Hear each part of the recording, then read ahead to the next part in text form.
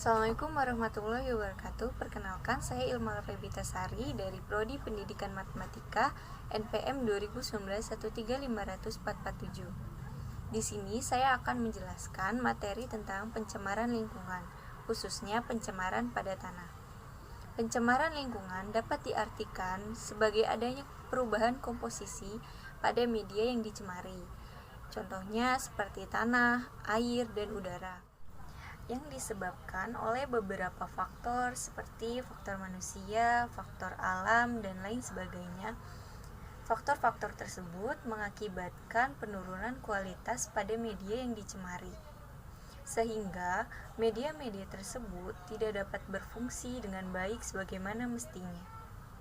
Saat ini pencemaran di muka bumi semakin tak terkendali, terutama setelah adanya revolusi industri, di mana banyak pabrik-pabrik yang dibangun dan mengakibatkan berbagai jenis polusi. Berikut penjelasan tentang pencemaran pada tanah. Contoh-contoh gambar dari pencemaran lingkungan yang terjadi pada tanah, udara, dan air. Tapi saat ini saya hanya membahas pencemaran pada tanah. Pencemaran pada tanah biasanya terjadi karena adanya zat atau bahan kimia yang ada di dalam tanah, dan biasanya terjadi karena hasil dari ulah manusia sehingga mengubah struktur dan kandungan tanah yang masih alami. Ada banyak hal yang membuat bahan kimia ini dapat masuk ke dalam tanah. Misalnya, kebocoran limbah kimia cair hasil dari pabrik industri tertentu, adanya penggunaan pestisida pada tanaman yang masuk ke dalam lapisan tanah. Tapi sebenarnya pestisida ini tidak akan merusak atau mengubah struktur kandungan tanah yang masih alami jika digunakan dengan memperhatikan ketentuan-ketentuan yang sudah ada.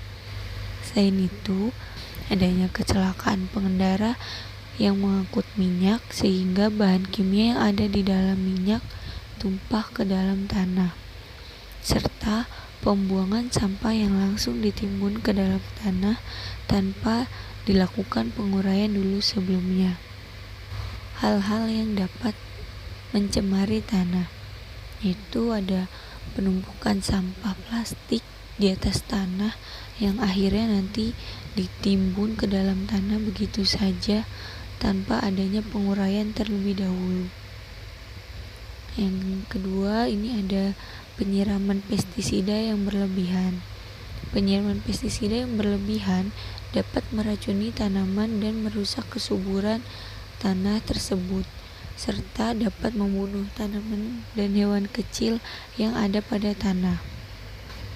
Sebenarnya penyiraman pestisida ini ada ketentuan-ketentuannya. Tidak hanya berlebihan saja yang dapat merusak tanah, tapi ada banyak hal yang jika kita tidak perhatikan dalam penggunaan pestisida, maka akan merusak kesuburan tanah. Pestisida ini berperan sebagai unsur pengendali dalam tanah. Oleh karena itu, prinsipnya harus memenuhi syarat berikut. Yang pertama, ada keserasian tujuan dan pengendalian hayati. Yang kedua, untuk mengendalikan hama tertentu. Yang ketiga, tepat waktu penggunaannya. Yang keempat, meninggalkan residu dalam waktu terbatas. Yang kelima, mudah terurai. Yang keenam, memenuhi keamanan dalam pengepakan, pengiriman, dan pemberian tabel. Yang ketujuh, ada penawarnya. Dan yang kedelapan, ramah lingkungan. Jika kedelapan syarat ini sudah dipenuhi dan sudah diperhatikan dengan baik, maka pestisida akan bekerja dengan baik dalam tanah dan menjaga kesuburan tanah.